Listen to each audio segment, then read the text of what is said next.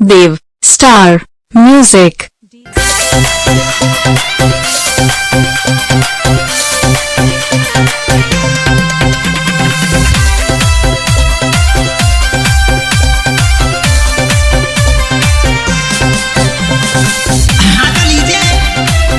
मेरे दोस्तों देव star music channel में एक कैसे बर्थडे सॉन्ग लेके आए हैं राय भान गढ़लिया MP 33 उनके बारे में।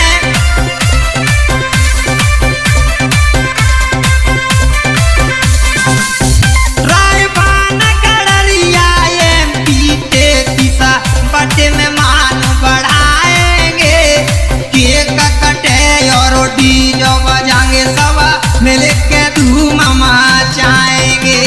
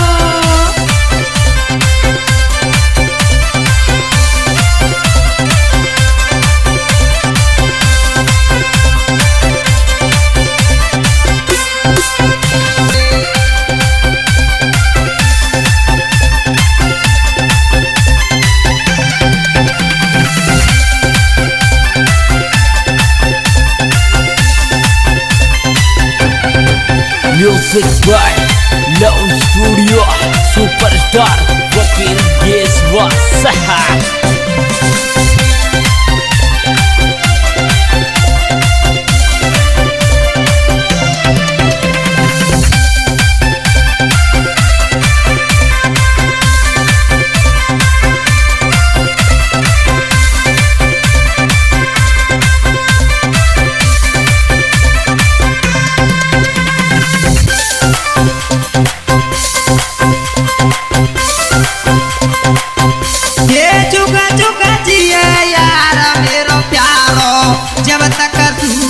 चांद रहे मनीषा गढ़रिया गजोरा वालो कंधा से कंधा मिलाई रहे।